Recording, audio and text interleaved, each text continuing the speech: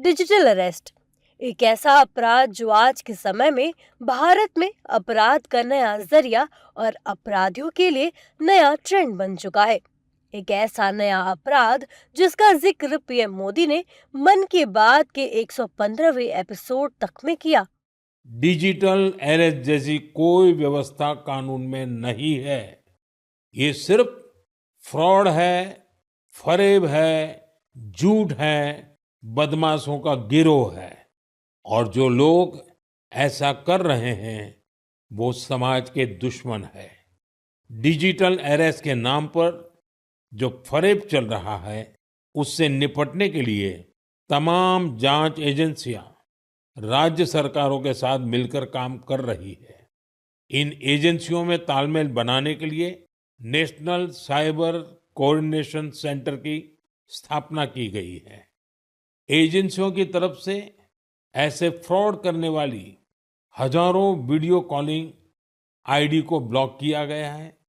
लाखों SIM card, mobile phone और bank accounts को भी ब्लॉक किया गया है।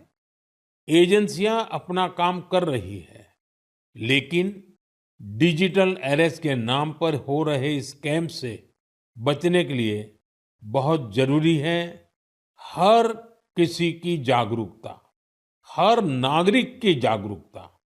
जो लोग भी इस तरह के साइबर फ्रॉड का शिकार होते हैं उन्हें ज्यादा से ज्यादा लोगों को इसके बारे में बताना चाहिए। आप जागरूकता के लिए हैशटैग सेफ डिजिटल इंडिया का प्रयोग कर सकते हैं। मैं स्कूलों और कॉलेजों को भी कहूंगा कि साइबर स्कैम के खिलाफ मुहिम में छात्रों को भी जोड़े।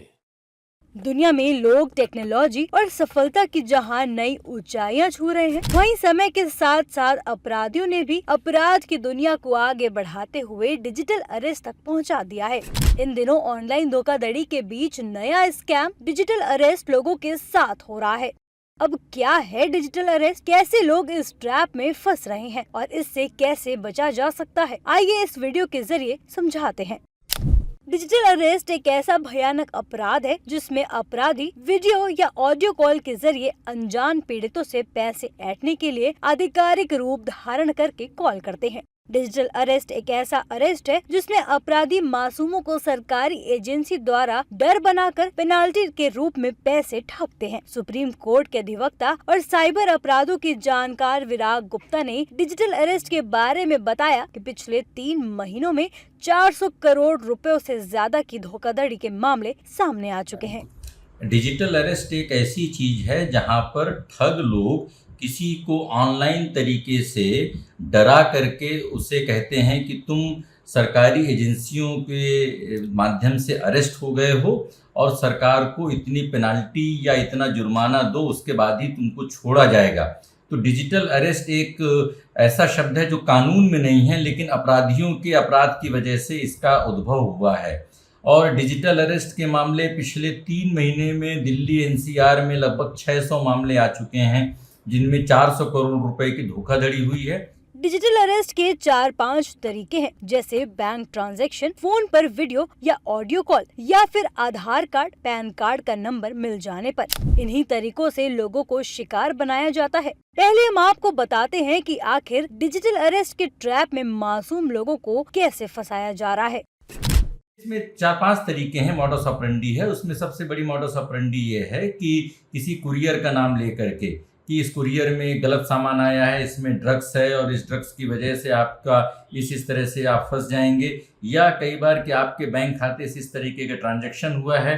तो जो फाइनेंशियल फ्रॉड रिलेटेड एस्पेक्ट्स हैं, जैसे मनी लॉन्ड्रिंग हो या एनडीपीएस के हों, उनका एक भय दिखा करके और अधिकतर उन लोगों को फंसाया जाता है जो पढ़े लिखे लोग होते हैं, कानून के जानकार होते हैं, और उनको डरा करके कि उनके बैंक खाते के माध्यम से या उनके आधार नंबर के माध्यम से कोई कानून का बहुत बड़ा उल्लंघन हुआ है, और उस डर का फ़ायदा उठा करके फिर उनसे डिजिटल फिरौती ली जाती है। कई बार लोगों के बैंक खाते में पैसे नहीं होते हैं तो उनको लोन दिलवा करके, कई बार उनके पास वो ऐप्स नहीं होते हैं, वो ऐप्स को भी डाउनलोड करवाते हैं। तो ये एक ऐसी चीज़ है जिसमें एक ऐसा नहीं है कि तुरंत कोई काम खत्म हो गया। कई बार 2-2, 3-3 दिन तक लोगों को डिजिटली अरेस्ट रखा गया है। डिजिटल अरेस्ट के ट्रैप में अपराधियों ने मासूमों को 2 से 3 दिनों तक डिजिटली अरेस्ट भी रखा है। लोगों में सरकारी एजेंसी का डर बनाने से अपराधी इस स्कैम में सफल हो जा रहे हैं। आइए अब आपको समझाते हैं कि आखिर डिजिटल अरेस्ट से कैसे बचा जा सकता है। लोगों को तो यही है कि कभी भी कोई भी सरकारी एजेंसी ऑनलाइन तरीके से पूछताछ नहीं करती है, सिर्फ फिजिकल तरीके से पूछताछ करती है। तो कभी भी ऐसी बात आए तो 2 तरीके से लोग उसमें रिपोर्ट कर सकते हैं।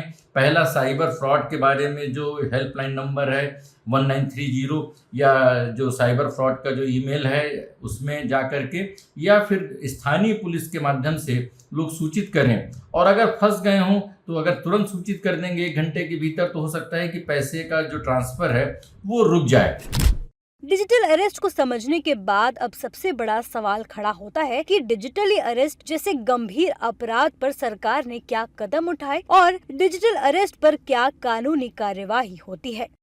बहुत तरीके की हो सकती हैं। गलत डॉक्यूमेंट्स बनाने की सज़ा, लोगों को ठगी करने की सज़ा, सरकारी एजेंसीज को इम्पर्सनेट करने की सज़ा, और जो पैसे की जो मनी लॉन्ड्रिंग हो रही है उसकी सज़ा, और आईटी एक्ट के तहत इसमें सज़ा का प्रावधान है। जो नए बीएनएस है उसके तहत सज़ा का प्रावधान है। ट्राई के कानून के तहत गलत सिम कार्ड लेने के लिए सज़ा का प्रावधान है। आए दिन डिजिटल अरेस्ट के बढ़ते मामलों के चलते सरकार तरह तरह से लोगों को अलर्ट करने की कोशिश कर रही है। पुलिस प्रशासन और सरकारी एजेंसियां इन अपराधियों को पकड़ने के लिए हर मुमकिन प्रयास कर रही है। आप भी डिजिटल अरेस्ट से बचने के लिए सावधान रहें, सचेत रहें।